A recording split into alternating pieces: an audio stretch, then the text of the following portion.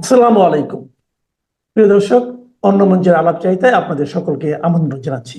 আমি বলছি শারমিন কে অ্যারেস্ট করে একটা মেসেজ দেওয়া হচ্ছে এই মিটিং এর আগে, ফরেন মিনিস্টারদের মিটিং এর আগে, বা ফরেন মিনিস্টার আর ওদের ন্যাশনাল সিকিউরিটি অ্যাডভাইজার বা পিয়ুষ গোয়েলের সাথে মিটিং এর আগে একটি মেসেজ দেওয়া হচ্ছে যে আমরা তোমাকে প্রেসারে রাখছি, তোমাদের লোককে অ্যারেস্ট করেছি। তারা বলতে চায় যে এইসব ইন্ডিয়ান লবির লোক শিরিন শারমিন ওদেরকে অ্যারেস্ট করেছে, এটা প্রেশার ক্রিয়েট করতে চাচ্ছে অন দ্য ইন্ডিয়ান সরকার। তো দেখেন, Indian Sarkar is not so weak যে তাতে আপনার মতন তাতে এই লাভ একটা কি? তাতে প্রেশার। লাভ কি হবে? ইন্ডিয়াকে এই ধরনের প্রেশার ওই যে ওই দেখানোর। যে ডায়ালগ, ওইখানে যে ডায়ালগ হচ্ছে শেখ হাসিনাকে নিয়ে, আওয়ামী লীগকে নিয়ে, এইখানে যে অর্ডিন্যান্সটা ল্যাপস করতে দেয় নাই, এই জিনিসগুলি তো সেখানে উঠবে টকশে।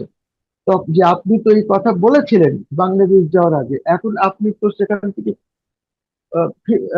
ওইটা রাখছেন না আপনার কথা। এইসব কথা যদি উঠে প্রেশার ক্রিয়েট করার জন্য, but what the government does not realise that India এই প্রেশার মানবে না। এটা বড় এটা একটি হচ্ছে দেশ, point। তার আপনি মধ্যে দিয়ে বিএনপি সরকার কি অ্যাচিভ করবে?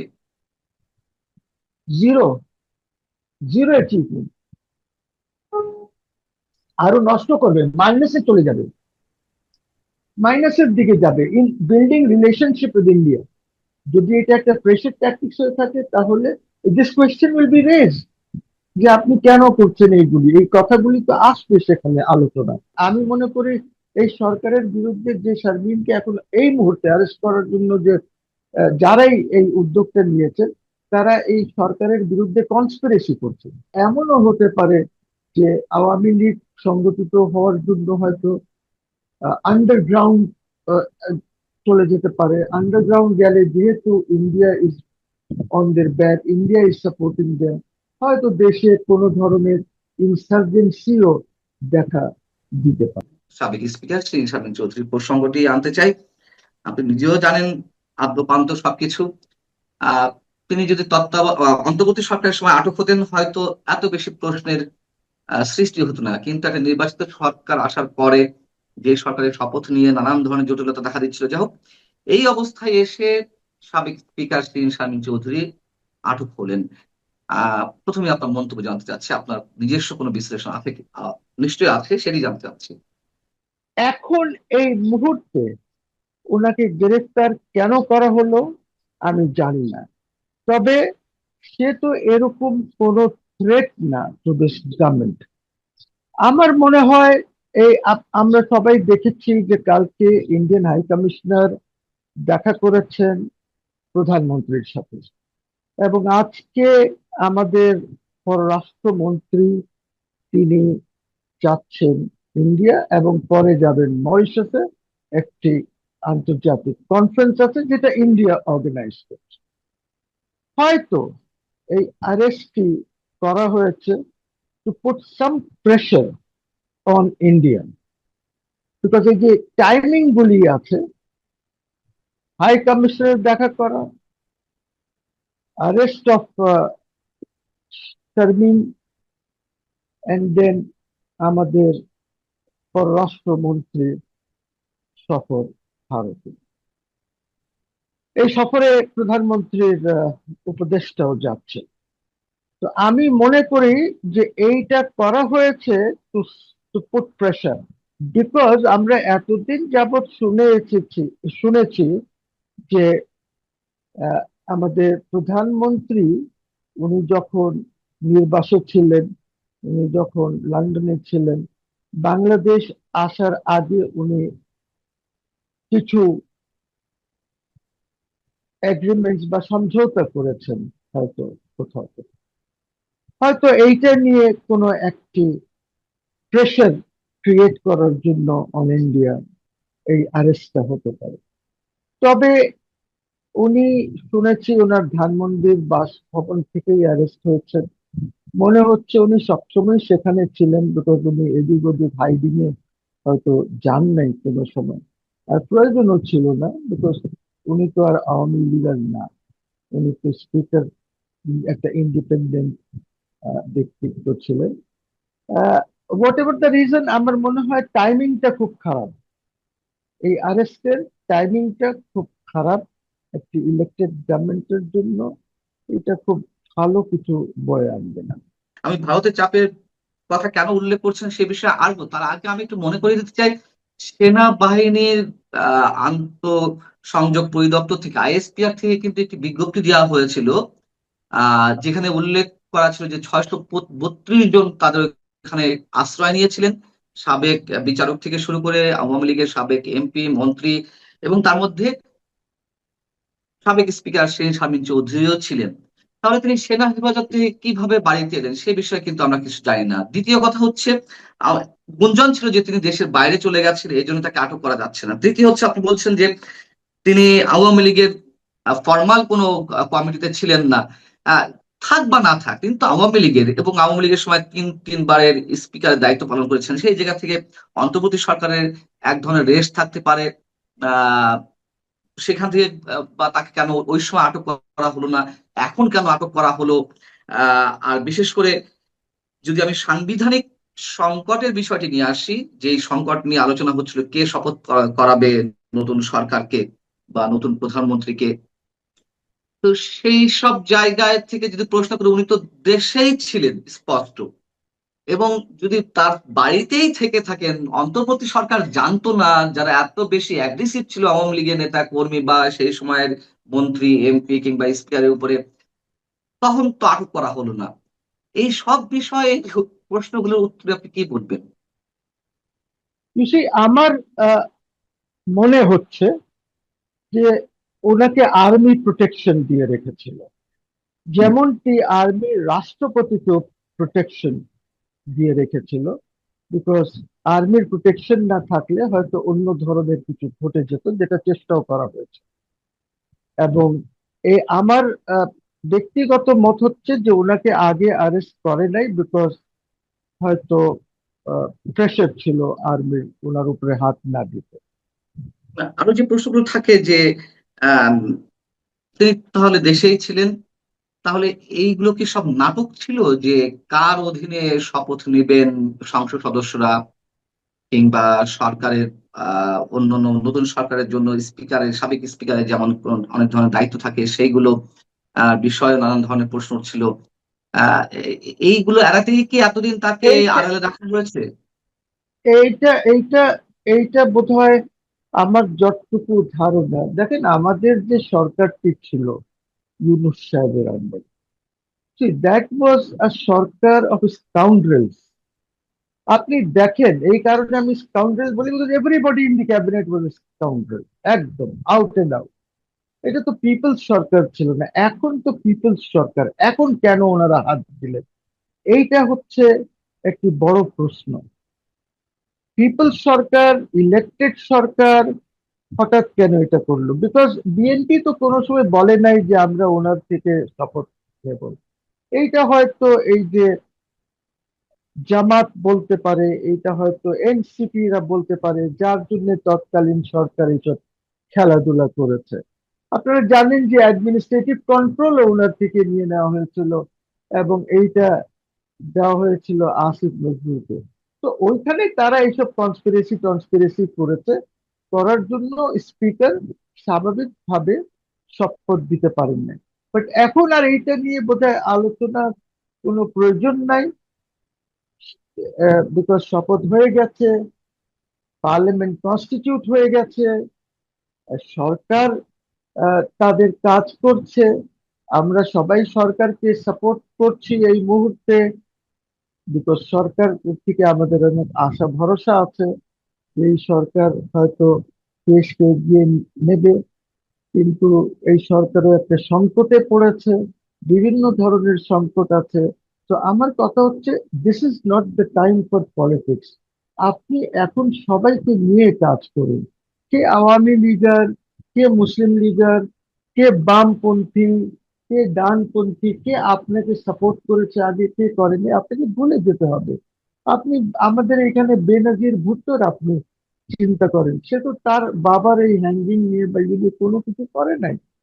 সে তো ওইগুলি সব মাফ করে সে এগিয়ে যেতে হবে, আপনাকেও এগিয়ে যেতে হবে। বিএনপি কে এখন এগিয়ে যেতে হবে। আপনাদের কাছে লোক নাই, আপনাকে পরামর্শ করতে হবে যারা সরকারের বাইরে আছেন ওদের সাথে। অনেক বিজ্ঞ লোক আছেন এই দেশে, এই 18 কোটি 20 কোটি দেশে কি তাই একাডেমিক্স আছেন, ইউনিভার্সিটিতে ভালো ভালো একাডেমিক্স আছেন, ওদের সাথে কথা বলেন কিভাবে সংকট মোকাবিলা করবে।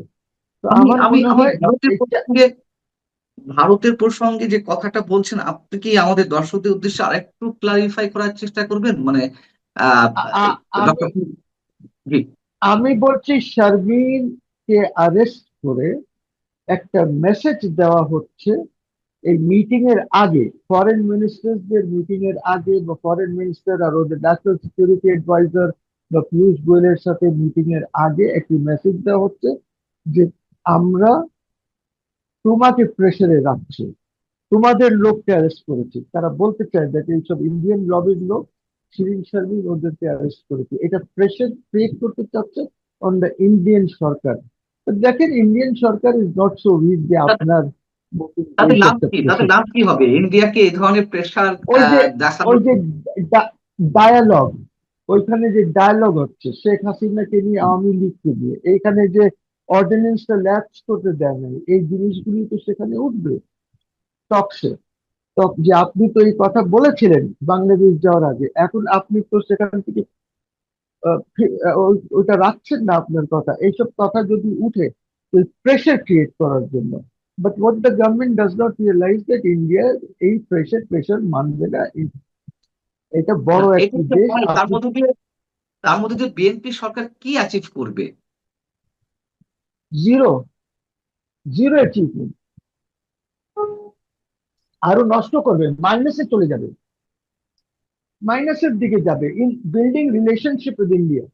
যদি এটা একটা প্রেশার ট্যাকটিক্স হয়ে থাকে, তাহলে this question will be raise যে আপনি কেন করছেন এইগুলি, এই কথাগুলি তো আসবে সেখানে আলোচনা। হুম। তো আলোচনায় যখন এই অর্ডিন্যান্স কেন ল্যাপস করতে দেন নাই, এই প্রশ্নগুলি যখন তুলবেন, তো এইটাই হলো একটা প্রেশার ট্যাকটিক্স আনবেন। বাট এটা একটা বেকুফের মতন কাজ করেছে। এই প্রেশার ট্যাকটিক্স কি ইন্ডিয়ার উপরে কোনো কিছু আপনি প্রেশার দিতে পারবেন? নো নো নো নো, এটা আপনার বার্গেনিং চিপও না, this is not your bargaining chip. আপনি এই সিচুয়েশনেই নাই। আপনি তো এখন পীযূষ গোয়েল বা এদের কাছে তেল চাইবেন, ডিজেল চাইবেন আপনি। তো আপনি এটা কেন করতে গেলেন? It's not a good move, it's not a smart move. যার যার ইসেই করা হয়েছে, it's not a smart move, it's a bad move. But আমি মনে করি এই সরকারের বিরুদ্ধে যে শারমিনকে এখন এই মুহূর্তে অ্যারেস্ট করার জন্য যে যারাই এই উদ্যোগটা নিয়েছেন, তারা এই সরকারের বিরুদ্ধে কনস্পিরেসি করছে। আর এই আহ, টক্সের হুম। আগে আপনি আরো আগে করতেন বা আপনি পরে করতেন, এখন ইটস এ কনস্পিরেসি। এই ইস্যুটা তো রেস হবে ওইখানে, এটা কোনো ভালো সমাধান আসবে না। আমাদের foreign minister will be under pressure. আমাদের দেখেন গঙ্গা চুক্তি ইয়ে হচ্ছে, আমাদের কিন্তু এইসব অ্যাচিভ করতে হবে। আপনি এইসব যদি এই মুহূর্তে করেন, ওইটা ল্যাপস হতে দেবেন না। আপনি আওয়ামী লীগ কি করেছে? আওয়ামী লীগ লুটপাট করেছে, গুম খুন করেছে, তার জন্য তো মামলা মোকদ্দমা যা হওয়ার হবে, ট্রায়াল প্রসেস আছে। কিন্তু আপনি রুল অফ ল যদি আনতে চান দেশে, তো you proceed to the courts. আপনি এইসব করে কি লাভ হবে? আর আপনি জনগণকে বলছেনও না যে আপনি কেন অ্যারেস্ট করছেন, কোন ধারায় অ্যারেস্ট করছেন, ঠিক কি অন্যায়টা করেছে। আর শিরিন শারমিন তো এমন না যে লুটপাট করেছে, টাকা পয়সা বানিয়েছে, হাজার হাজার কোটি নিয়ে টাকা নিয়ে চলে গেছে, তা তো না, তা তো না। আমার শি ইজ আরেকটা ইন দ্য প্রশ্ন, কান্ট্রি। জনগণের যে প্রশ্নটি দাঁড়াচ্ছে, নানান ধরনের প্রশ্ন আসছে, সেটা হচ্ছে যে আচ্ছা ঠিক আছে, অ্যারেস্ট করেছে, হয়তো কি অভিযোগ না অভিযোগ সব বাদ দিলাম, আহ তিনি দেশেই ছিলেন, তাহলে অন্তর্বর্তী সরকার তাকে আটক করে, নিশ্চয়ই তার লোকেশন জানতো, তিনি নজরদারিতে ছিলেন। আপনি বলছেন যে সেনাবাহিনী হয়তো বলেছে তাকে স্পর্শ করো না। আহ যদি তাই হয়ে থাকে, এটি কেন? আমি বলেছি সেনাবাহিনীর প্রোটেকশনে ছিল, হ্যাঁ। রাষ্ট্রপতিও সেনাবাহিনীর প্রোটেকশনে ছিলেন। জি। নাহলে ওই যে স্কাউন্ড্রেল দের সরকার যেটা ছিল, ইউনুস, হুম। ইন্টারন্যাশনাল স্কাউন্ড্রেল, ওর সরকার যেটা ছিল, ওর সরকার পারে নাই বিকজ অফ দি আর্মি। অনেক চেষ্টা করেছে, অনেক চেষ্টা করেছে, অনেক চেষ্টা করেছে বলবার জন্য আর্মি তাহলে প্রোটেকশন। শিরীন শারমিন তো আর ওই ধরনের কোনো সাংবিধানিক পদে ছিলেন না। অন্তত অন্তর্বর্তী সরকারের সময় তিনি পদত্যাগ পত্র দিয়ে দিয়েছিলেন শুরুতেই, আহ রাষ্ট্রপতির কাছে পাঠিয়ে দিয়েছিলেন। তো তাকে আটক কেন করা হলো না? এটা কি একটা রহস্যজনক প্রশ্ন না ওই সময়ে? বিকজ তখন আর্মিও মনে করেছে যে ওকে কেন আটক করবেন, সে কি করেছে, she has not committed any offence, সে তো হ্যাঁ, ঠিক। ডিজিএফআই সেগুলো তো অনেক ক্ষেত্রে দেয় নাই, করেছে, সে তো। তারপরেও তো করেছে, তারপরেও ইউনূস সরকার করে গেছে, তাই না? আপনি যে প্রশ্নটা করছেন ইউনূস বা ওই সরকার সময় তো, মনে আমি হয়েছে। বারবার বলছি, Yunus sarkar was a sarkar of scoundrels. Yunus sarkar was a sarkar by the scoundrels. Yunus sarkar was a sarkar for the scoundrels. ওটা জনগণ আর লোকজনের জন্য ছিল না। ইট ওয়াজ নট আ সরকার যে পিপলস এর জন্য ছিল, ইট ওয়াজ ইউনূসের জন্য সরকারটা ছিল, who কেউ কেউ made বলছেন and যে was a scoundrel. Refined Awami League যদি আসে সেক্ষেত্রে হয়তো নেতৃত্বে কোনো এক জায়গায় থাকার সম্ভাবনা ছিল শিরীন শারমিন চৌধুরীর, সেটি যাতে না হয়, সেই জায়গা থেকে তাকে আটক করা হয়েছে। আপনি কি তেমনটি মনে করেন? না, একদমই না। There is nothing like A refined or reformed Awami League. Awami League যেটা আছে, দেখেন আমাদের দেশে মেইন স্ট্রিম বুঝতে হবে, শেখ হাসিনার নেতৃত্বেই Awami League is the main stream. আমরা বিএনপিতে আমরা দেখেছি যে আপনি যতই ভাঙার চেষ্টা করেন, একসময় হয়েছিল চেষ্টা, বাট খালেদা জিয়া যেদিকে থাকবেন that is the main stream. এখন আপনি আবার বিএনপি ভাঙতে চাইলে হবে না, because Tariq Zia will lead the main stream. করেন আপনি 10টা করেন। আমরা জাতীয় পার্টি কতবার ভেঙেছেন, 10-12 বার ভেঙেছেন, কিন্তু জাতীয় পার্টি মেইন স্ট্রিম ওইটাই ছিল যেটা এরশাদ সাহেবের যেটা জাতীয় পার্টি ছিল। তো আমাদের দেশে পলিটিক্স এরকম যে এর বাইরে কিছু রিফাইনমেন্ট রিফর্ম এইগুলি করে আপনি কিছু করতে পারবেন। There's nothing like a reformed Awami League. What is a reformed Awami League? Or what is a refined Awami League? Awami League is Awami League. Awami League তো এজ আ পার্টি তো চুরি করে নাই। Awami League as a party তো চুরি করে নাই। ওর যে কোটি কোটি ওর যে নেতা সমর্থক আছে, ওরা কি সবই চোর? সবই আপনার গুমে ছিল? সবই কি জি। খুনে ইনভলভ ছিল? তা তো না। তো this nothing like a reformed Awami League আর রিফাইন্ড আওয়ামী লীগ। আওয়ামী লীগ ইজ আওয়ামী লীগ, ওইটাই থাকবে। বিএনপি ইজ বিএনপি, এইটাই থাকবে। আপনি তাহলে যতই এই যে করেন। সরকারের বিরুদ্ধে আইনের যে ধারাগুলো সংশোধন করা হয়েছে, সেগুলো রাটিফাই করার চেষ্টা করা হচ্ছে বা করা হবে জাতীয় সংসদে, এবং আওয়ামী লীগ হয়তো অটোমেটিক্যালি রাজনীতিতে ফিরতে পারতো। নির্বাহী আদেশ প্রত্যাহারের কোনো দরকার ছিল না। রাজনৈতিক কার্যক্রম নিষিদ্ধের যে আদেশটি ছিল বা নির্দেশটি ছিল সরকারের, সেটি প্রত্যাহারের দরকার ছিল না যদি এটি রেটিফাই না করা হতো। এখন সেটি রেটিফাই করা হবে, আইনে পরিণত হতে যাচ্ছে। রাজনৈতিক কার্যক্রম নিষিদ্ধ থাকা সংগঠন বা দলের নেতা কর্মীরা যদি নতুন করে কোনো অস্থিরতা সৃষ্টি করতে চায়, তাদের ক্ষেত্রে শাস্তির বিধান সংযোজিত হচ্ছে। এইগুলো করে আওয়ামী লীগের রাজনীতি ফেরাটা আরো একটু টাফ হবে। সেই জায়গা আমার থেকে আমা- আ- আমার মনে হয় we should look at the law, এবং আমার মনে হয় না যে এই আইনটা তারা যেভাবে এটাকে ইয়ে করবেন, এইটা সম্ভবত জেনারেলাইজড ল হবে, and this will not be made applicable specifically Awami লীগের জন্য বা স্পেসিফিকলি তার জন্য। এইটা তারা একটা হাতিয়ার হিসাবে ব্যবহার করবেন, দরকার হলে জামাতের এগেনস্টে ব্যবহার করবেন, দরকার হলে এনসিপির বিরুদ্ধে ব্যবহার হবে এটা। So it will let us see কি কি ল্যাঙ্গুয়েজটা কি, বিকজ আমরা লয়ার্সরা তো ল্যাঙ্গুয়েজ না দেখে ওইটার স্কোপটা ঠিক বুঝতে পারছি না।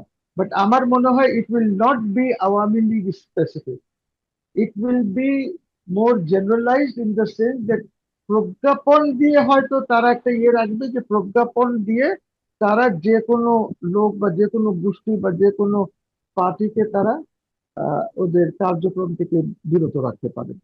হয়তো এরকম একটা জেনারেলাইজড ইয়ে হবে, আর শাস্তির বিধান হয়তো থাকে। বাট আওয়ামী লীগ স্পেসিফিক আমার মনে হয় না যে এটা থাকে।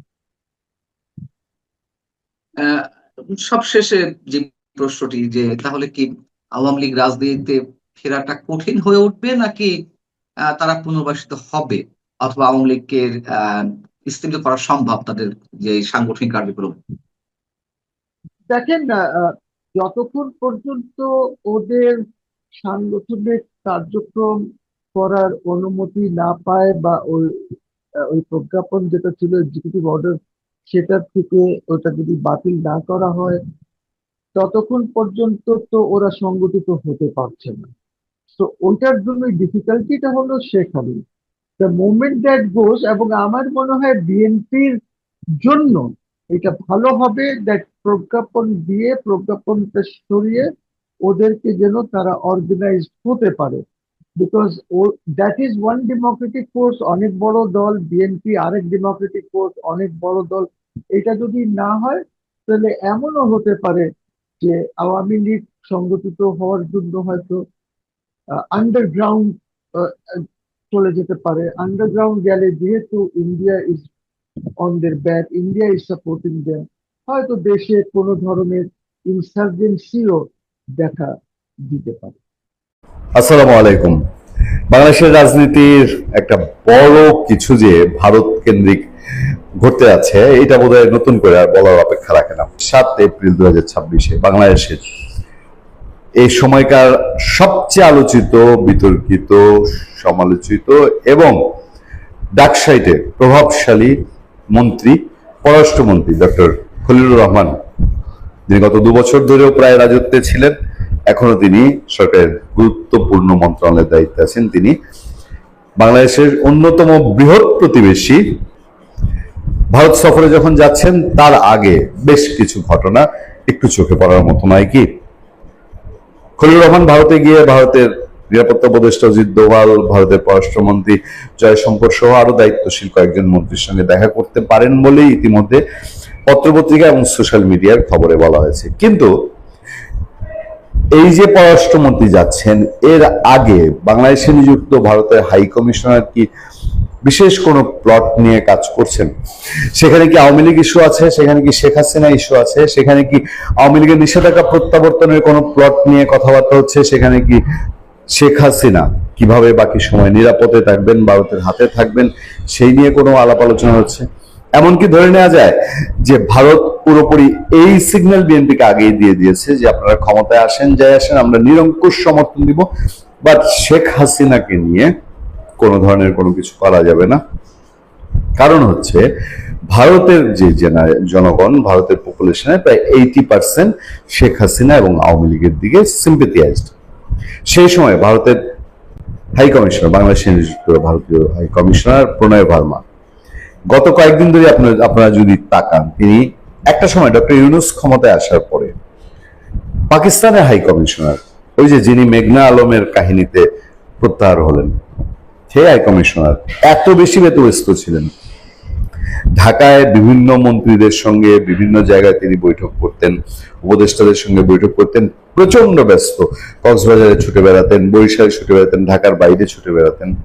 অনেকটা যদি বলি, সেই আঙ্গিকে প্রণয় ভার্মা বাংলাদেশের না হলেও গোটা 10 মন্ত্রীর সঙ্গে তিনি ইন্ডিভিজুয়ালি বৈঠক করেছেন। পররাষ্ট্রমন্ত্রী, প্রতিমন্ত্রী, স্বরাষ্ট্রমন্ত্রী, সংস্কৃতি মন্ত্রী, সবার সঙ্গে বৈঠক করেছেন। তারই ধারাবাহিকতায় যেদিন পররাষ্ট্রমন্ত্রী বাংলাদেশের খলিলুর রহমান ভারত যাচ্ছেন, তার আগের দিন যখন প্রধানমন্ত্রী তারেক রহমানের সঙ্গে প্রণয় ভার্মার সভা, এটি নিশ্চয়ই একটু চোখ রাখার মতো। প্রধানমন্ত্রী তারেক রহমানের সঙ্গে ঢাকায় নিযুক্ত ভারতীয় হাই কমিশনার প্রণয় ভার্মা সৌজন্য সাক্ষাৎ করেছেন। সোমবার সচিবালয়ে সাক্ষাৎ করেন তিনি। প্রধানমন্ত্রীর কার্যালয়ের ফেসবুক পেজে এক পোস্টে তথ্য জানানো হয়েছে এবং সেই পোস্ট, এই খবরটি আমি যেখান থেকে পড়ছি, সেখানে মানুষের বহু মিশ্র কমেন্ট আছে। বাংলাদেশের মানুষের সেন্টিমেন্ট একেবারে যদি সমান সমান বলেন, তাও কি ভুল হবে না, শুদ্ধ হবে যে একটা বড় অংশ আছে ভারতের প্রতি তার বন্ধুত্ব সুলভ মনোভাব নিয়ে, একটা বড় অংশ আছে ভারত বিরোধী মনোভাব নিয়ে। সেই সময় পররাষ্ট্রমন্ত্রীর বৈঠকের আগে প্রণয় ভার্মার সঙ্গে প্রধানমন্ত্রীর বৈঠক কি বিশেষ গুরুত্বপূর্ণ নয়? ভালো থাকবেন। গত বছরের 10ই মেতে অবৈধ ইউনূস বাংলাদেশ আওয়ামী লীগের কার্যক্রম নিষিদ্ধ ঘোষণা করে একটি প্রজ্ঞাপন, কথিত প্রজ্ঞাপন, আসলে এগুলা বলতেও আমি খুবই অস্বস্তি বোধ করি। মনে হয় যে একেবারে একটা কমপ্লিটলি একটা ইলিগাল বিষয় নিয়ে আমি দুনিয়ার আইন কপচাচ্ছি, এরকম মনে হয় আমার। যাই হোক, বলতে তো হয়, সেটা হলো যে ইউনূসের সময় যেটা হয়েছে যে তারা একটা প্রজ্ঞাপন জারি করে আমাদের যেই রাজনৈতিক কার্যক্রম সেটাকে স্থগিত ঘোষণা করে। দলকে ব্যান করেছে তারা এটা বলে না, আমাদের কার্যক্রম স্থগিত করেছে সেটা তারা বলে। বিচার শেষ না হওয়া পর্যন্ত এই ধরনের কথাবার্তা বলা হয়েছে। তো সেটা আমার মনে আছে 10ই মে গত বছরের। তো এই আপনি জানবেন যে যখন কোনো পার্লামেন্ট সেশন থাকে না, নিয়মটা হচ্ছে এমন, পার্লামেন্ট সেশন থাকে না, তখন রাষ্ট্রপতি ডে টু ডে লাইফের যদি কোনো ধরনের আইন কানুন নির্দেশ এগুলো প্রয়োজন হয় তাহলে তিনি অধ্যাদেশ জারি করতে পারেন। কেমন, যেহেতু পার্লামেন্ট নাই, তো স্বাভাবিকভাবে ইউনূস এদের সমস্ত কিছু তো রাষ্ট্রপতির অনুমতি ক্রমে সিদ্ধান্ত ক্রমে এসেছেই, এটা কাগজে পত্রে তাই আছে। তো এগুলো যেটা হয় পরবর্তী যখন পার্লামেন্ট সেশন শুরু হয়, পার্লামেন্ট সেশনের প্রথম অধিবেশনে যতগুলো অধ্যাদেশ পার্লামেন্ট সেশন শুরু হওয়ার আগে হয়েছে সেগুলো সমস্ত কিছুই ওই পার্লামেন্ট সেশনে যদি প্রথম সেশনে উত্থাপিত করা হয় এবং যেই অধ্যাদেশগুলো ওই পার্লামেন্টে বিল আকারে সংশ্লিষ্ট মন্ত্রী নোটিশ আকারে সেটা আনয়ন করে এবং সেটা পরবর্তী সময়ে পাশ হয়, সেগুলোই পরবর্তী সময়ে আইন আকারে আপনার সন্নিবেশিত হয়। যদি এটা পার্লামেন্টের প্রথম সেশনে না আসে, বিল আকারে এটা উত্থাপিত না হয়, তাহলে আর এগুলোর কোনো কার্যকারিতা ওই সেশনের পরে আর কোনো সেশনের আসলে থাকেই না। আসলে আপনাকে আমি একটা গুরুত্বপূর্ণ ঘটনা রেফারেন্স দিয়ে বুঝাই, তাহলে আপনি বুঝবেন। 1975 সালের পরে ইনডেমনিটি অধ্যাদেশ এরকম একটা অধ্যাদেশ, ঠিক আছে, যে বঙ্গবন্ধু হত্যাকাণ্ডের কোনো বিচার করা যাবে না, 14 তারিখ রাত থেকে যা ঘটেছে পরবর্তী সময় যা ঘটেছে এগুলোর কোনো বিচার করা যাবে না, এগুলো নিয়ে প্রশ্ন তোলা যাবে না, ব্লা ব্লা ব্লা। তো এইটা আপনার তো তখন কোনো পার্লামেন্ট ছিল না। পার্লামেন্টের ফার্স্ট সেশন কবে হলো? পার্লামেন্টের প্রথম সেশন হয়েছে, কোথায় যেন কাগজটা রাখলাম, ওই থাকলে কোথায় রেখেছি এখানে, সেটার প্রথম সেশনটা যেটা হয়েছে সেটা হচ্ছে যে 4th এপ্রিল 1979 প্রথম সেশন হয়েছে। যখন 1979 সালের ইলেকশন হলো, ইলেকশনের পরে প্রথম সেশন হয়েছে 4ই এপ্রিল 1979 সালে। তখন এই যে এর আগ পর্যন্ত অর্থাৎ 75 সালের 15ই অগাস্ট থেকে 1979 সালের 3রা এপ্রিল পর্যন্ত অনেক অধ্যাদেশ জমা হয়ে গিয়েছিল। সেই অধ্যাদেশ থেকে বেছে বেছে কিছু অধ্যাদেশকে তখন আইনে পরিণত করা হয়েছে, সংবিধানে ঢুকানো হয়েছে। তার মধ্যে এই ইনডেমনিটি অধ্যাদেশ অন্যতম, যেটা বিএনপি করেছিল। ঠিক আছে, খেয়াল করে দেখবেন যে তর্কাতর্কির সময় বলে যে আমরা তো ইনডেমনিটি অধ্যাদেশ আমরা করিনি, এটা করেছে হচ্ছে মোশতাক। কিন্তু বিএনপি যদি ওই পার্লামেন্টে এটাকে বিল আকারে না আনতো তাহলে কিন্তু ইনডেমনিটি অধ্যাদেশের আর কোনো কার্যকারিতা থাকতো না। বুঝতে পারছেন? তো যারা এই প্রোগ্রামটা দেখবেন, আইনের শিক্ষার্থী যারা আছেন, তাদের জন্য একটু বুঝতে সুবিধা হবে যে this is how it work. তাহলে আপনার প্রক্রিয়াটা কি হলো? একই পদ্ধতিতে তারা যেটা করেছে, অনেক অধ্যাদেশ তারা বাদ দিয়ে দিয়েছে। যেমন ধরেন ওই যে জুলাই চার্টার অধ্যাদেশ যেটা আছে সেটা নিয়ে তারা তর্কাতর্কি করছে, এরকম অনেক কিছু অধ্যাদেশ নিয়ে তারা তর্কাতর্কি করছে। কিন্তু আওয়ামী লীগ যে কার্যক্রম নিষিদ্ধ, এটা নিয়ে তাদের আবার কোনো ধরনের তর্কাতর্কি নাই। এটা তারা বিল আকারে আনবে এবং এটা তারা পাশ করবে। আমার কথা বুঝতে পারছেন? সো আপনাকে আমি ইউনূস কি করেছে সেটা বললাম, এই পার্লামেন্টে বা কথিত পার্লামেন্টে কি হচ্ছে সেটাও আমি আপনাকে বললাম। এখন আপনার প্রশ্নে আসি। আপনি বলেছেন যে এটা কি আসলে করা যায় কিনা, করা যাবে কিনা। হ্যাঁ, নির্বাহী আদেশের মাধ্যমে সরকার, নির্বাচিত সরকার করতে পারে। কিন্তু প্রবলেম হচ্ছে নির্বাচিত সরকার করতে পারে, কোনো একটা অবৈধ দখলদার সরকার ধরেন আপনার অবৈধ দখলদার ক্ষমতা আপনার কেড়ে নিল, মব তৈরির মাধ্যমে ক্ষমতা দখল করলো, তারা যখন যেসব সিদ্ধান্ত নিবে আলটিমেটলি এগুলো অবৈধ। ফলে তাদের লেগেসি ধরে যারা আসবে সবই অবৈধ। যেটা আমরা পঞ্চম সংশোধনী যখন করেছিল, অর্থাৎ ইনডেমনিটি অধ্যাদেশ যেই পার্লামেন্টে পাশ হয়েছিল, সেখানে একটা সিনেমা হলের রেস ধরে পুরো জিয়াউর রহমানের ক্ষমতাই অবৈধ ঘোষণা করা হয়েছিল। এখন প্রশ্ন আসতে পারে যে একটি রাজনৈতিক দল কি আসলে নিষিদ্ধ হতে পারে?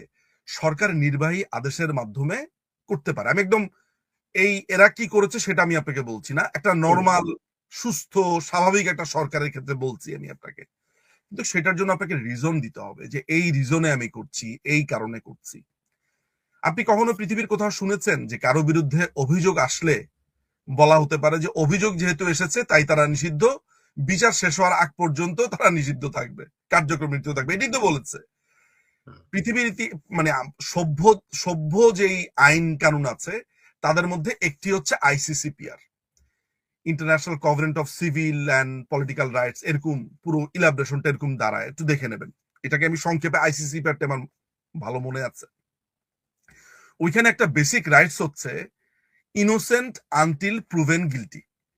পৃথিবীর যে কোনো ক্ষেত্রে এটা সত্য, অর্থাৎ আপনার বিরুদ্ধে যদি কেউ কোনো অভিযোগ দায়ের করে, ধর্ষণ করেছেন, খুন করেছেন, হত্যা করেছেন, মেরেছেন, কেটেছেন, হোয়াট এভার, আপনি ফেসবুকে ফাটায় ফেলতে পারেন, আপনি সোশ্যাল মিডিয়াতে ফাটায় ফেলতে পারেন, তাকে চোর দাখিল করতে পারেন, কিন্তু প্রপার জায়গাটা হচ্ছে আদালত।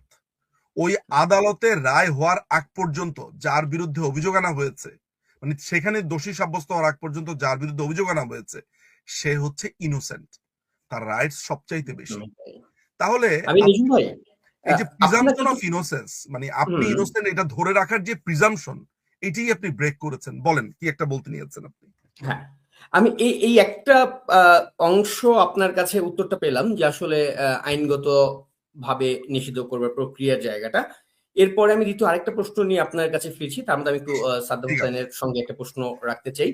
আহ, সাদ্দাম, আপনার কাছে এই বিষয়টা নিয়ে জাস্ট ছোটর উপরে একটু আপনার মতামতটা জানবো, তারপরে আমি দ্বিতীয় প্রশ্নটা আপনার কাছে যাবো। প্রথম প্রশ্ন হচ্ছে যে আওয়ামী লীগ নিষিদ্ধকরণের যে প্রক্রিয়াটা বা যে আওয়াজটা, যদি আমি বলি যে আওয়াজটা তারা দিচ্ছে, এটার রাজনৈতিক সংকটগুলা সামনে কি দেখছেন আপনি? যদি এরকম কিছু তারা করবার চেষ্টা করে, সেই ক্ষেত্রে বাংলাদেশের রাজনৈতিক যে পরিস্থিতি, সেটা কোন দিকে যাওয়ার সম্ভাবনা রয়েছে? আম, ধন্যবাদ। আমি যদি ছোট ছোট করে বলি, ইতিমধ্যেই সহ আলোচক নিজু মজুমদার পুরো বিষয়টি চমৎকার ভাবে আলোচনা করেছেন। আহ, স্পষ্টত এটি একটি বেআইনি ভাবে এটি করা হয়েছে, আমাদের এই অধ্যাদেশের মাধ্যমে করা হয়েছে, এবং কোন এই যেই সরকার ক্ষমতায় ছিল তারা অবৈধভাবে ক্ষমতায়িত হয়েছিল, এবং যে অধ্যাদেশ আইনে পরিণত হয়নি, গেজেট আকারে প্রকাশিত হয়নি, তার আগেই সেই সিদ্ধান্তের প্রয়োগ করা হয়েছে যে আওয়ামী লীগের কার্যক্রম নিষিদ্ধ। এবং দ্বিতীয় যে বিষয়টি ইতিমধ্যে উল্লেখিত হয়েছে যে তাদের আইনের মধ্যে উল্লেখ আছে যে বিচার শেষ না হওয়া পর্যন্ত নিষিদ্ধ থাকবে, কার্যক্রম নিষিদ্ধ থাকবে। তো এটি তো প্রমাণিত হওয়া, বিচারিক ভাবে যেটি প্রমাণিত হয়নি, এটি তাদের আইনি ভাষার মধ্যেই কিন্তু এটি উল্লেখ করা আছে। তৃতীয় বিষয় হচ্ছে যে কোনো আইনের মধ্যে যদি কখনো করা হয়ে থাকে, এটি তো সম্পূর্ণভাবেই বেআইনি। এটা আমাদের সংবিধানে আমাদের যে মত প্রকাশ করার স্বাধীনতা, সংগঠন করার স্বাধীনতা, গণতান্ত্রিক অধিকার, প্রতিবাদ করার অধিকার, সমাবেশ করার অধিকার, এটি তো সুস্পষ্টভাবে মৌলিক অধিকার, সাংবিধানিক অধিকার, নাগরিক অধিকারের লঙ্ঘন। এবং এই বঙ্গবন্ধুর হত্যাকারীদের যেভাবে দায় মুক্তি দেওয়া হয়েছিল অধ্যাদেশের মধ্য দিয়ে, সেটিকে পরবর্তীতে ভাবে আইনগতভাবে এবং রাজনৈতিকভাবে যারা সেটিকে বাস্তবায়ন করেছিল সেই বিএনপি, এবং তারা আজকে একই কাজ করছে। আজকে তারা একইভাবেই আওয়ামী লীগের উপর যে অবৈধ নিষেধাজ্ঞা দিয়ে দেওয়া হয়েছে সেই অধ্যাদেশকে তারা আইনগত অনুমোদন দিতে যাচ্ছে। আরেকটি হচ্ছে যে এগুলো দিয়ে এই বিএনপি সরকার সবসময় তাদের দলটিকে যেভাবে তারা তাদের দলের মার্কেটিং ভ্যালু তারা অ্যাড করার চেষ্টা করে, যে দলটি হচ্ছে বহুদলীয় গণতন্ত্রে বিশ্বাস করে, আরেকটি হচ্ছে তারা গণতান্ত্রিক প্রক্রিয়ায় বিশ্বাস করে। গণতন্ত্র বলতে এদের সবসময় মুখে সবসময় এরা ফেনা তুলে রাখতো, উঠতে বসতে মাইকের পেতেই এখানে যেখানে সেখানে সবসময় গণতন্ত্র গণতন্ত্র কথা বলতো। এবং আজকে তারা সেই গণতন্ত্রের অ্যাম্বাসেডররা আজকে কি করছে, তারা যে রাষ্ট্রটা হাতে পেলে তারা যে গণতন্ত্রের প্রতি কতটুকু কমিটেড থাকে এবং রাষ্ট্রকে কি গণতন্ত্র উপহার দেয়। এর আগে গ্রেনেডের গণতন্ত্র আমরা দেখেছি, এখন এই নিষেধাজ্ঞার খড়গহস্ত তারা আওয়ামী লীগের উপর করছে। এবং এটার মাধ্যমে তারা যে বহুদলীয় গণতন্ত্রের ধ্যান ধারণা, একটা গণতান্ত্রিক প্রক্রিয়া, একটা ইনক্লুসিভ সমাজ ব্যবস্থায় বিশ্বাস করে, এসব যে শুধুমাত্র তাদের লিপ সার্ভিস দেওয়ার জন্য। এবং বর্তমানে যিনি সরকার প্রধান আছেন একই কাজ করছেন। আপনি দেখবেন যে নিজে তিনি বলছেন এখানে আমাদের আসলে ওয়াজ নসিহত করার প্রয়োজন নাই। নিজে বিদেশি গণমাধ্যমে বলার সময় বলছেন যে কোন রাজনৈতিক দলকে নিষেধাজ্ঞা করা যায় না, যদি নিষেধাজ্ঞা দেই তাহলে সেটা তো আমার উপর আসতে পারে। তো আপনি যদি সেটি বিশ্বাস করেন তো সেটার প্রতিফলন কই, সেটার প্রতিফলনটা কোথায়? আবার তারা দেখুন যে তারা কখন কি বলছে। এরা যখন নিষেধাজ্ঞা দেয়া হলো, তখন নিষেধাজ্ঞা দেওয়ার আগে তারা তাদের বক্তৃতা বিবৃতিতে, আপনার মনে আছে, তারা বলছিল যে তারা নির্বাহী আদেশে তারা নিষেধাজ্ঞায় বিশ্বাস করে না, বিচারিক প্রক্রিয়ায় নিষেধাজ্ঞা দেওয়া হলে হতে পারে, এখানকার বর্তমান এলজিআরডি মিনিস্টার, মহাসচিব বিএনপি, তিনি এই ধরনের দিলেন। আবার যখন নিষেধাজ্ঞাটা দেওয়া হলো তখন তিনি কৃতিত্ব দাবি করছেন যে চিঠিটা তারাই দিয়েছেন, কৃতিত্বটা তার। এবং পরবর্তীতে আবার দেখবেন যে বিভিন্ন সময় বিভিন্ন ধরনের রেটরিক তার উৎপাদন করেন যে সংসদটা কিরকম, এখানে একটা তো আছেই, ঘাটতি আছেই, বড় একটা দল বাইরে। আবার তারা দেখবেন যে এখানে কালকে পিঠ চাপিয়ে এই হাততালি দিয়ে দিয়ে সংসদ ভবনের বেঞ্চের উপরে তারা আওয়ামী লীগের নিষেধাজ্ঞার যে অধ্যাদেশ, বেআইনি অধ্যাদেশ, সেটিকে তারা অনুমোদন দিচ্ছে। তো এটির মাধ্যমে আসলে তাদের সমস্ত মুখোশী উন্মোচিত হয়ে যাচ্ছে। এটি একটি দিক। আরেকটি দিক হচ্ছে যে এটি কেন করছে, যদি একটা হচ্ছে যে তারা এই গণতান্ত্রিক প্রক্রিয়ায় আসলে গণতন্ত্র নয়, ক্ষমতাটা তাদের কাছে মূল্যবান, রাষ্ট্রযন্ত্রটা দখল করাটা হচ্ছে তাদের কাছে মূল্যবান, এবং যেটার মাধ্যমে আজকে যখন বিশেষ করে আমাদের এই 2006 পরবর্তী বাংলাদেশে যখন 111 কিংবা এর আগে অনির্বাচিত তত্ত্বাবধায়ক সরকার 2 বছর ধরে থাকা, এবং সেটার প্রেক্ষাপট কিন্তু তারাই ধ্বংস করেছিল। যখন যে চুক্তিটি হয়েছিল রাজনৈতিক দলগুলোর মধ্যে, সেটি যখন তারা লঙ্ঘন ঘটিয়ে তত্ত্বাবধায়ক সরকারের যে সুনির্দিষ্ট বিধান ছিল বিচারপতিদের বয়সসীমা বাড়িয়ে তারা 1,10,00,000 ভুয়া ভোটার বানিয়ে তারা যে গণতন্ত্রকে নস্যাৎ করতে চেয়েছিল, এবং সেটার পরিণতি তো 111। আজকে আবার 111 ঘটিয়েছে তারা, আজকে আবার 111 ঘটানোর জন্য বিভিন্ন জনকে তারা আবার ধরছে। এই হচ্ছে যে এদের বাস্তবতা। এবং আমি মনে করি যে সবচেয়ে বড় কারণ যদি বলি, যে তারা যেটি মনে করছে তারাও আসলে বোকার স্বর্গেই আছে। তারা মনে করছে যে এভাবেই সবকিছু চলবে। সবচেয়ে বড় কারণ হচ্ছে তারা জানে যে জনমত আওয়ামী লীগের দিকে। আওয়ামী লীগ গণতান্ত্রিক প্রক্রিয়ার মধ্য দিয়ে জনগণের কাছে, জনগণের স্বাভাবিক রাজনৈতিক কর্মকাণ্ড যদি পরিচালনা করে, তাহলে হচ্ছে যে আওয়ামী লীগ জনমতকে প্রভাবিত করতে পারবে, রাজনৈতিক আন্দোলন শক্তিশালী করতে পারবে, এবং নিয়মতান্ত্রিক প্রক্রিয়ায়, শান্তিপূর্ণ প্রক্রিয়ায়, সংসদীয় প্রক্রিয়া এবং নির্বাচনী প্রক্রিয়ায় আওয়ামী লীগ রাষ্ট্র ক্ষমতার দায়িত্ব গ্রহণ করবে। এবং আমার কাছে বিশেষ করে মনে হয় আওয়ামী লীগ সভাপতি বঙ্গবন্ধু কন্যা দেশরত্ন শেখ হাসিনা বিশেষ করে যখন স্থানীয় সরকার নির্বাচন সামনে রেখে প্রস্তুতির কথা বলেছেন, তখনই তারা আসলে তাদের তারা বুঝে গেছে তারা কি হতে যাচ্ছে। এবং এই আওয়ামী লীগকে তারা বাইরে রেখে স্থানীয় সরকার নির্বাচনগুলো একতরফা ভাবে করতে চায়, এবং ভবিষ্যতেও, কারণ তারা জানে যে আওয়ামী লীগ যদি নির্বাচনে অংশগ্রহণ করে, আওয়ামী লীগ যদি ন্যূনতম আমি আবারও বলছি, ন্যূনতম নিরপেক্ষ পরিবেশ পায় ভোটে অংশগ্রহণ করার, সমস্ত প্রতিকূলতা, সমস্ত বাধা বিপত্তি, সমস্ত ষড়যন্ত্র, সমস্ত কিছুকে নস্যাৎ করে দিয়ে আওয়ামী লীগ রাষ্ট্র ক্ষমতায় আসীন হবে। আওয়ামী লীগ জনগণের ম্যান্ডেট প্রাপ্ত হবে, এবং যে কারণে তারা আওয়ামী লীগকে এই খেলায় যেন অংশগ্রহণ না করতে পারে, আওয়ামী লীগ যেন গণতান্ত্রিক প্রক্রিয়ায় অংশগ্রহণ না করতে পারে, তার মানে মোটা দাগে জনগণ যেন তার রায় প্রদান করতে না পারে। কারণ জনগণ রায় প্রদান করলে কি করতে পারে এটা তারা জানে না, এটা মনে করার কোন কারণ নেই। এটা তারা জানে বলেই কিন্তু আওয়ামী লীগকে তারা ফ্যাসিস্ট বলছে, আওয়ামী লীগকে জনগণের কাছে পর্যুদস্ত বলছে, আওয়ামী লীগ জনগণের কাছে প্রত্যাখ্যাত বলছে, আবার আওয়ামী লীগকে নির্বাচনে অংশগ্রহণ করতে দিচ্ছে না। তো ঠিক এই একই কারণে, এই রাজনৈতিক কারণে তারা এটি করছে। আর আপনি যদি বলেন এটার প্রভাব কি, এক হচ্ছে যে আওয়ামী লীগ একটি হচ্ছে যে আরেকটি বিষয় আমি একটু ছোট করে সংযোজন করি, সেটা হচ্ছে যে অনেক সময় আমাদের আলাপ আলোচনা এভাবে আসছে যে এটা তো বিএনপির বদান্যতার কোনো বিষয় না যে আওয়ামী লীগের কাছ থেকে নিষেধাজ্ঞা প্রত্যাহার করতে হবে।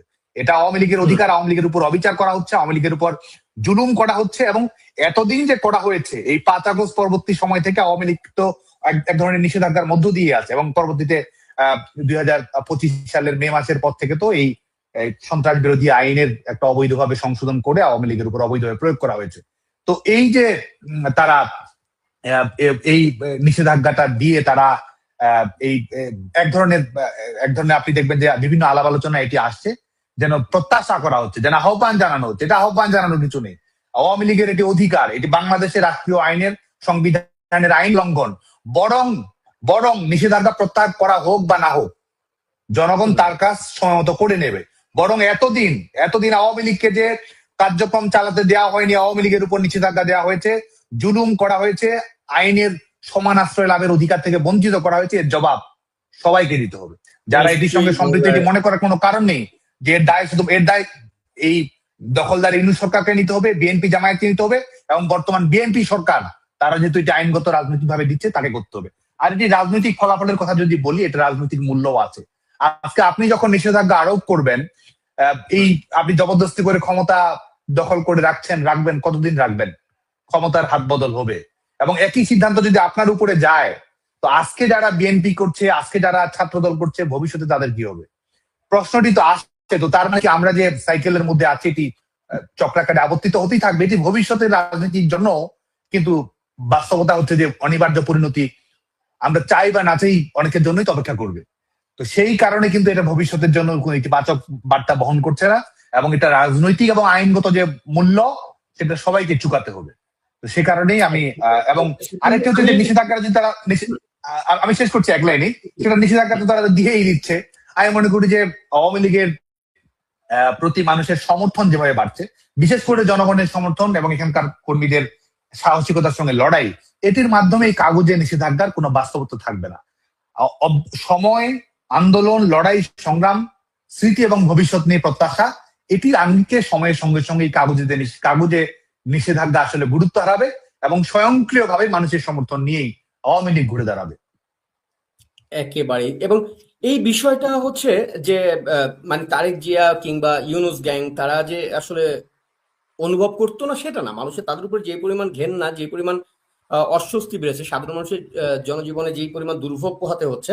আজকে আমি দেখছিলাম যে একজন সম্ভবত কিশোরগঞ্জের বা কোথাও একজন ভদ্রলোক একটা গাড়ির ভেতরে বসে এবং সে তার নিজের জুতা দিয়ে নিজের গালে পিটাচ্ছে, এবং সে বলছিল যে আমি বিএনপি কে ভোট দিচ্ছি এই জন্য, যেহেতু আমি আমার এমপি রে পিটাতে পারবো না, আমি নিজেরে পিটাচ্ছি। খুব দরিদ্র একজন মানুষ। আরেকদিন দেখলাম ঢাকাই বোধহয় টিএসসি এরিয়াতেই এক দোকানদার তার দোকান ভাঙছিল, সেখানে চিৎকার করে কান্না করছে একটা লোক। তো এই পরিস্থিতির মধ্যে সাধারণ মানুষ যাচ্ছে, অতএব এটা তারেকও জানে যদি আজকে ফেয়ার একটা ইলেকশন হয় তাহলে কি হবে। নিজুম ভাই, আপনার কাছ থেকে আমি ঠিক আগের কথা সূত্র ধরে একটা বিষয় একটু আরেকটু ডিটেল জানতে চাই। তাদের যে আওয়ামী লীগকে নিষিদ্ধ করার যেই চেষ্টা বা যাই করছে তারা, এই জায়গাটায় বাংলাদেশ আওয়ামী লীগের দিক থেকে আইনি প্রতিকার পাবার বা পরবর্তীতে আইনি লড়াইটা কোন ভাবে হতে পারে, বা আইনি লড়াইয়ের পথটা খোলা কিভাবে? এটা দেশি কিংবা আন্তর্জাতিক সব ক্ষেত্রগুলো মিলিয়ে আমি বলছি। আপনার মাইক্রোফোনটা মিউট করা আছে নিজুম ভাই। আমি আপনাকে কয়েকটা জিনিস একটু বলি। আমি আসলে ওই যে প্রজ্ঞাপনটার কথা আমরা বলছিলাম, জি।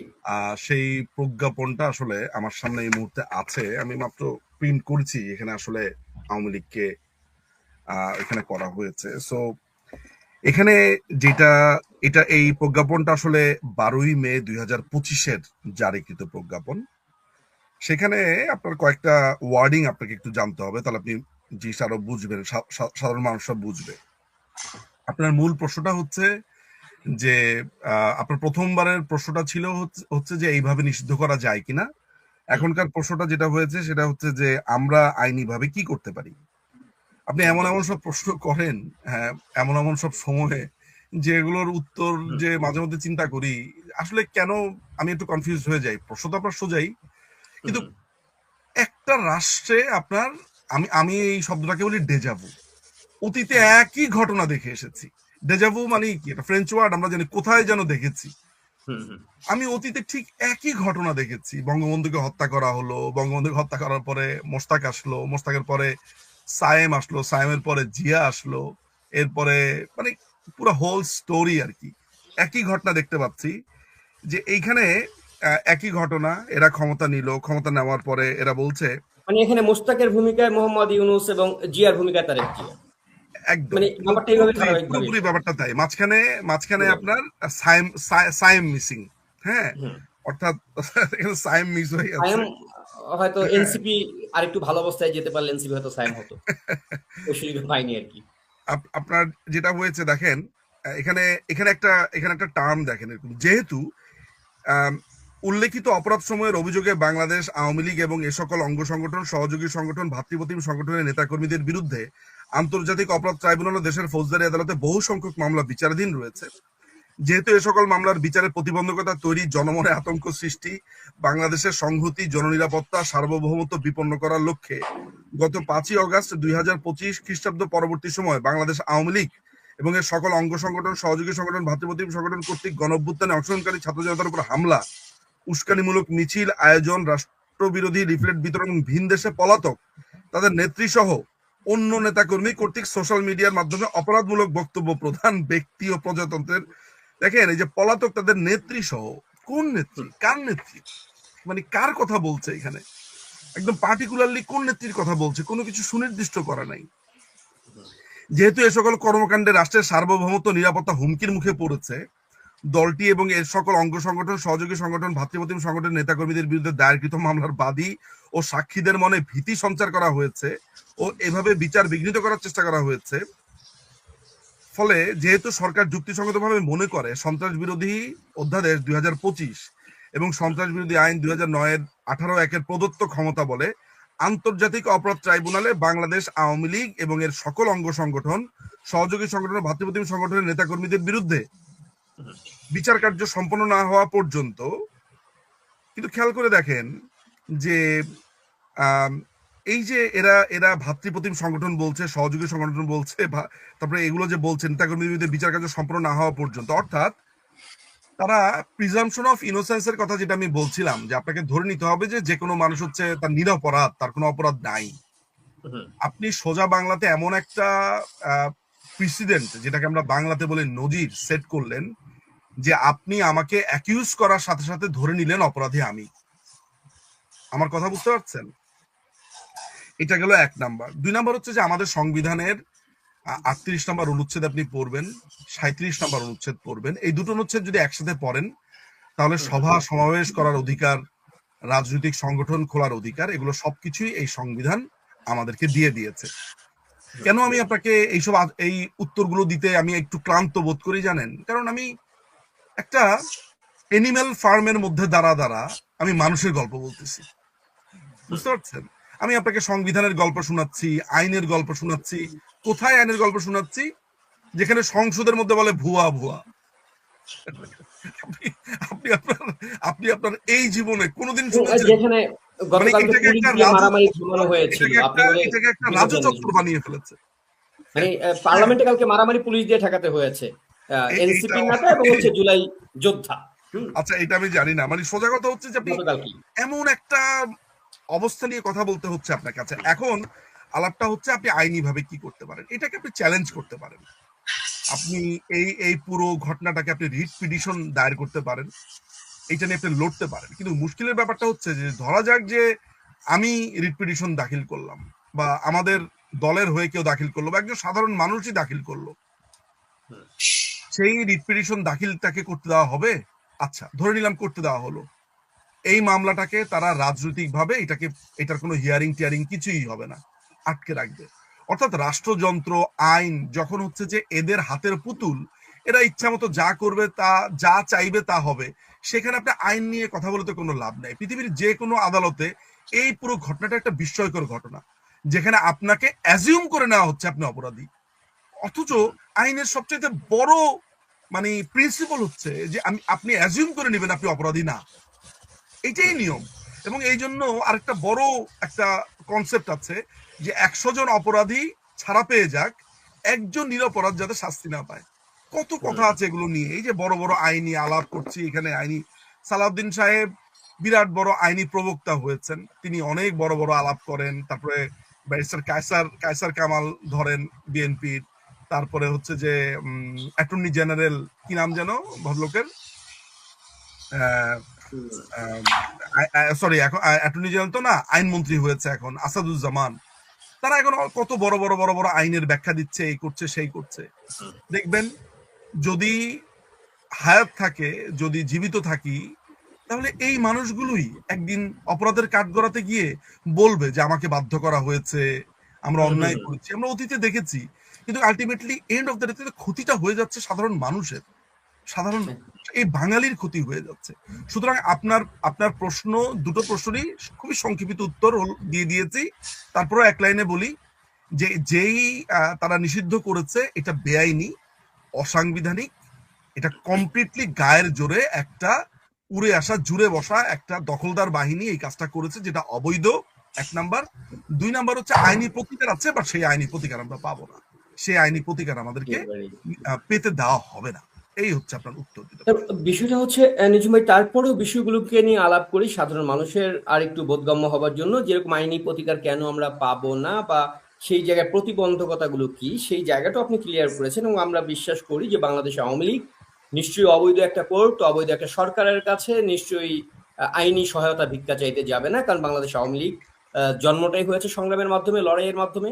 এই বাংলাদেশকে জন্মও দিয়েছে তারা লড়াইয়ের মাধ্যমে, বাংলাদেশকে পুনরুদ্ধার করবে লড়াইয়ের মাধ্যমে, এবং সেটা রাজনৈতিকভাবে মোকাবেলা করা হবে।